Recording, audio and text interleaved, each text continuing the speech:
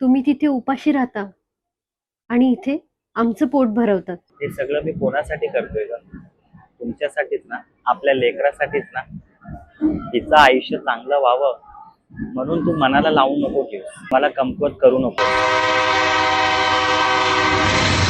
ती काळजी घे ग, तिच्या केसात रोज तेल लावत जा आणि तिच्या शिक्षणाला जर खरंच पैसे लागले ना तर मला नेहमी सांगत जा, कारण तिच्या शिक्षणाला मी कधीच कमी पडून देणार नाही. आणि जर ती बोलली का बाबा कधी येणार आहे तर तिला सांग लवकरच येणार आहे.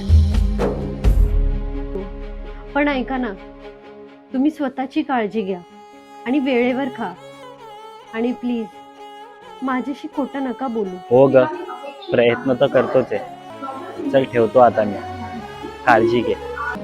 रख रख त्या रानातून थोडं पुढे जाऊ